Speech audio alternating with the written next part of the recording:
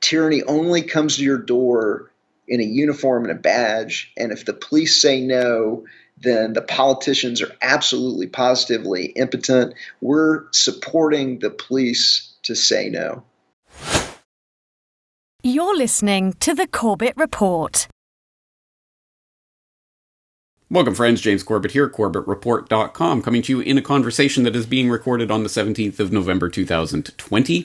Today we're going to be talking to a new guest to the Corbett Report. His name is Howard Lichtman, and we're going to be talking about an idea that he has come up with that I think is an important part of the solutions that are going to be necessary to get us through the incredibly turbulent times that are coming. And I think it's the other half of a coin that I talk about often here in terms of civil disobedience, which is going to be necessary. We have to not comply with unlawful orders and with the types of things that are coming to pass. But the other half of that is we need the enforcement class to be on board with the people, and not the great resetters who are trying to shove humanity in a direction that really none of us want to go in. So I think it is going to be important to make sure that the enforcement class knows who the people are that they are serving and what the best way to do that. So here is a solution, an idea for doing that. It is called ThickRedLine. It's at thickredline.org. Howard Lichtman, thank you for joining us today. Thank you, James. Glad to be with you. Excellent. All right, so let's get into this idea. First, actually, I want to hear about how this idea originated. And I understand that this came from some civil disobedience activism that you were engaged in that brought to mind the idea of how to engage the police, not as enemies necessarily, but as people who are themselves trapped in a system that they don't necessarily want to be enforcers in.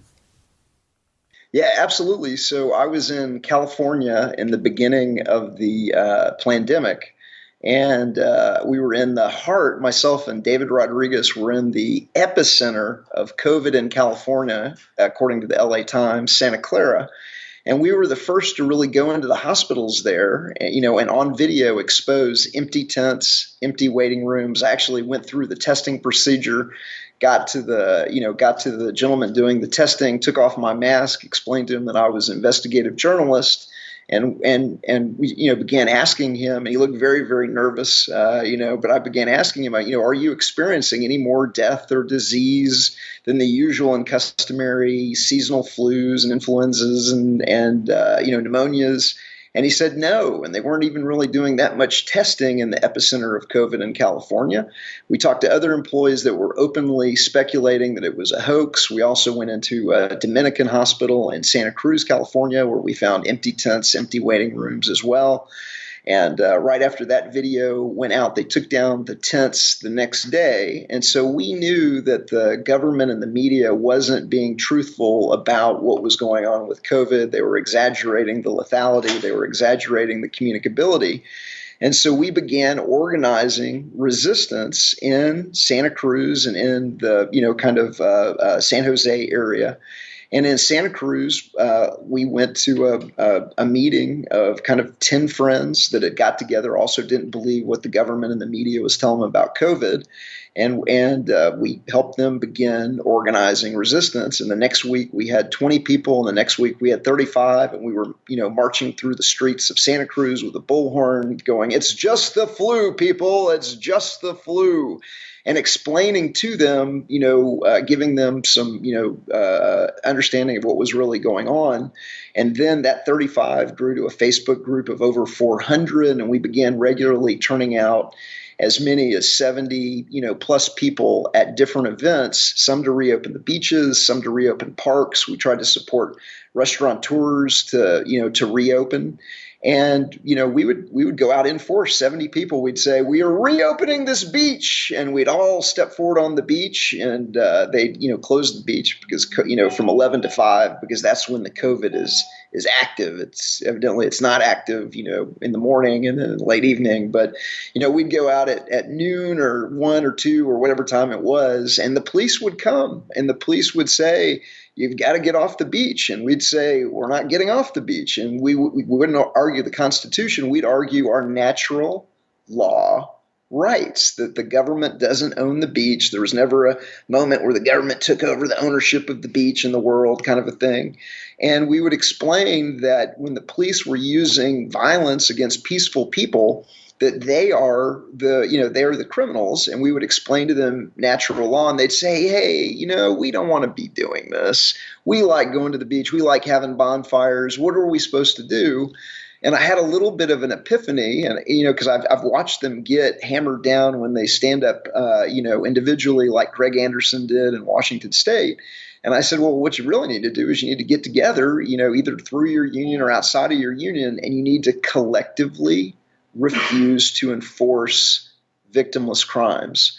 And all police officers claim that they have a thick red line in the sand that they won't cross. I mean, if you ask them about gun control, it's usually, a bare minimum gun control.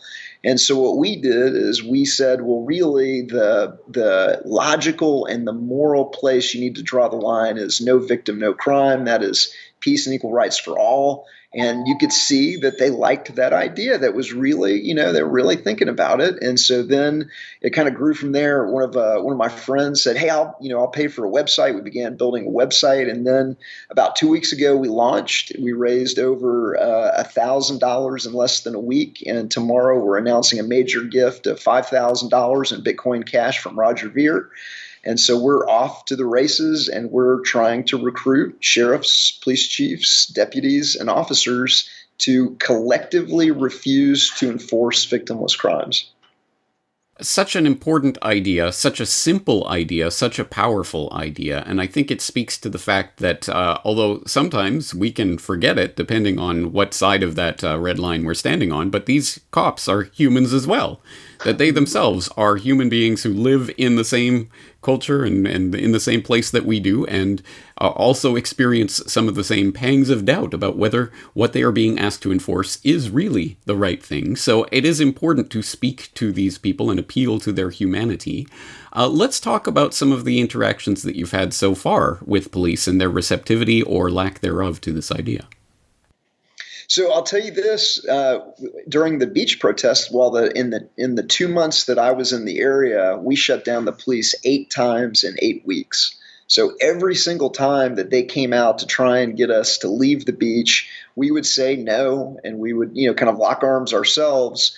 And ultimately, they would threaten to fine us, and they threatened this and they threatened that. They did steal David Rodriguez's car one day. But other than that, they were never really able to get us to acquiesce and stand down on our natural law rights. And so, a right not exercised is a right lost. And so we just, we told them, look, we're not trying to be difficult, but, it is our right to be on this beach. And so we won every time. I've talked to I've started the conversation with sheriffs. I've started the conversation with deputies. I've had deputies that are giving me the inside scoop on how to, tips to organize different, to organize, sheriff's departments are easier than police chiefs because the sheriff is an elected official and the police chief serves at the, at the will of politicians. And so we've got people that are helping us along the way within certain sheriff's departments. And I've talked to sheriffs that are actually thinking about it. One in particular, I don't want to give a name out yet, but that's been very interesting. And another thing is, and you'll find this on our press release when we announce, but we actually have on our board of advisors an alderman from the city of Vergennes, Vermont, who gave us a great quote. He said, I don't want our officers wasting their time on victimless crimes. I want them focused on real crimes with real victims. And so I haven't met anybody else really that doesn't really like the idea yet.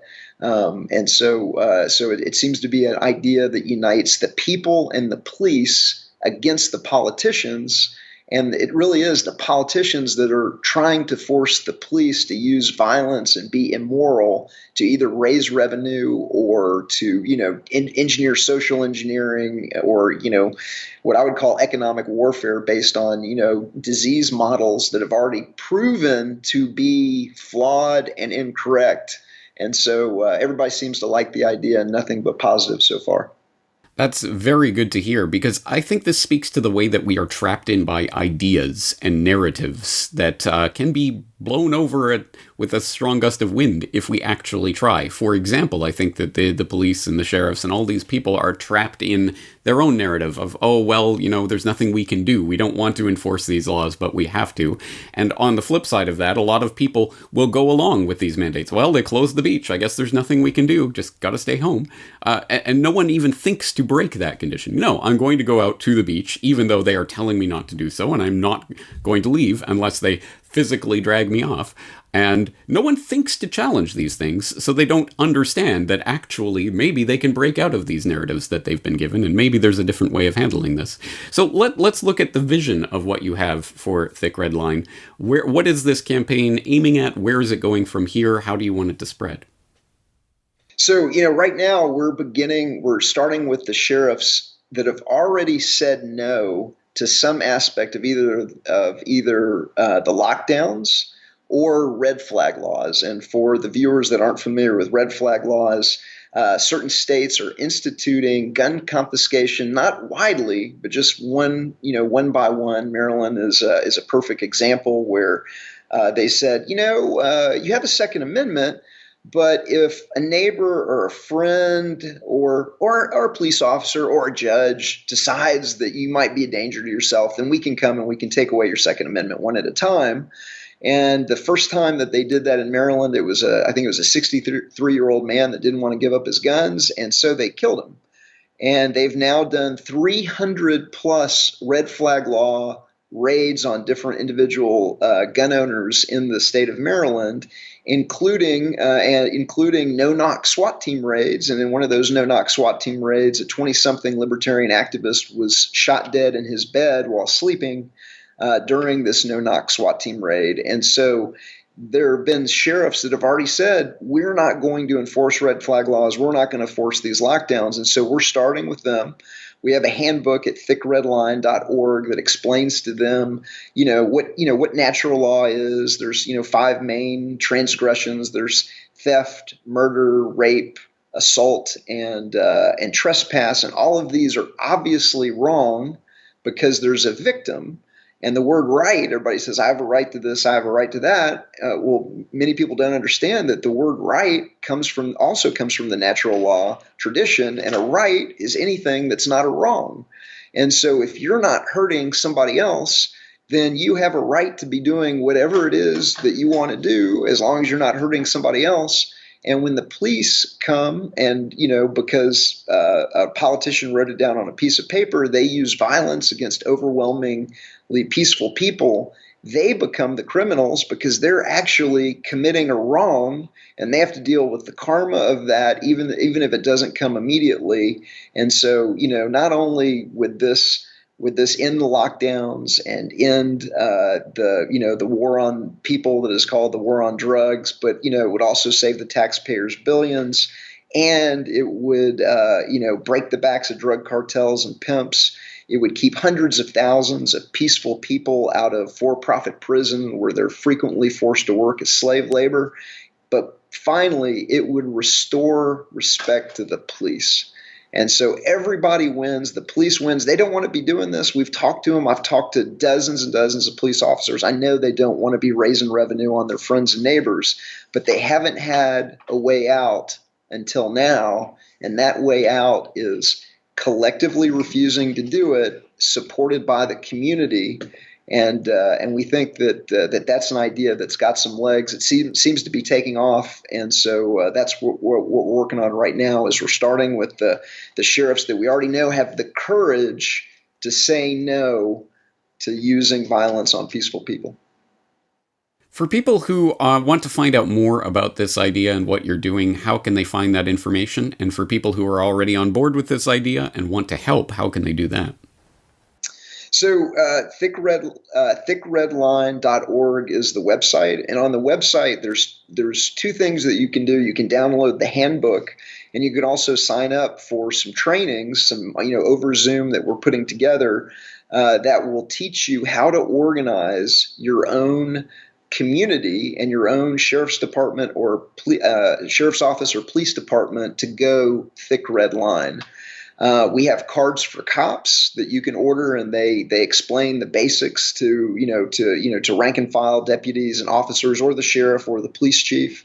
And we're especially looking for people in each community that have gravitas and that have the ability to go and schedule a meeting with the sheriff or with their elected officials and with journalists and the local newspaper, and kind of explain to these constituencies all of the benefits of going thick red line.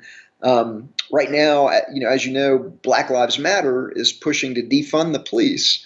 And while we share Black Lives Matter's frustration with police abuses, we are excited to let them know that there is a much better solution that doesn't throw cities and towns into turmoil because it immediately ends any kind of armed protective services that are available in the city, but achieves the exact same outcome with all of these other benefits that just defundment doesn't achieve. And so we've got some trainings, we've got some cards for cops, and you can find it all at thickredline.org. That's awesome. I very much am excited about this idea and hope that it develops from here. And I know that most of my audience will be on that side of people who are subject to these laws or these rules that are being handed down from on high and enforced by people who may not necessarily even want to enforce them. So I want to stress again that this is a narrative that people are trapped in, and you don't know who is on your side until you actually stand up to it, and you will be locked inside your own mental prison, first of all, before you're locked inside your home. But let's address, actually, finally here, let's address the people on the other side of that coin. For any people in positions of enforcement who may be in the audience, what would you say to them directly about this idea? I would, first of all, I want them to understand that we're trying to help them. I have friends that are police officers that are good people that signed up, and I don't think that they understood what they were getting into, when they took the job. And now the politicians are leaning on these guys, to do more and more tyrannical things. I mean, it's, when a lot of people signed up, they didn't have red flag laws, they didn't have lockdowns, and now they're talking about potentially mandatory vaccinations.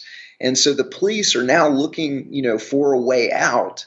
And so this is a way out that allows them to keep their jobs, restores respectability, but at the same time ends the violence and ends the kind of the practices that are causing racial and societal division in our cities and in our towns.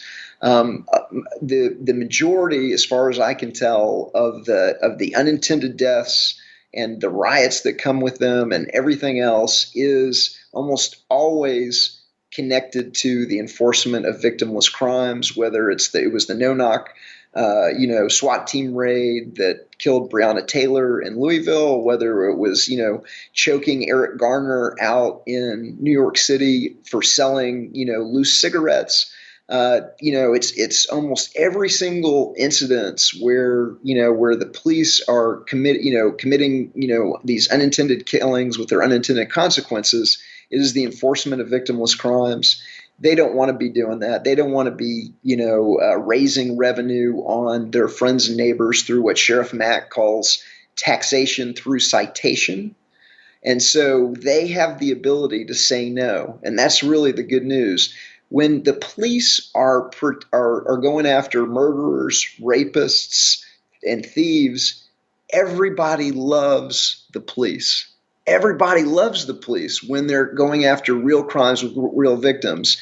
It's only the raising the revenue and the victimless crimes that lead to this racial and societal division. If you end that, then you've got all of these benefits, and it saves the taxpayers billions to boot. And so I want them to know that option is out there, and that they have friends in the community that will stand behind them. And the community will stand behind them, because I haven't met anybody that wants them to be enforcing these victimless crimes or raising revenue on their friends and neighbors. And so they need to understand that the community is behind them. They have the ability to say no. And for the dirty politicians that would use them immorally and have them commit violence on peaceful people to achieve revenue goals, those bad actors become completely impotent if the police say no. Tyranny only comes to your door in a uniform and a badge, and if the police say no, then the politicians are absolutely positively impotent. We're supporting the police to say no.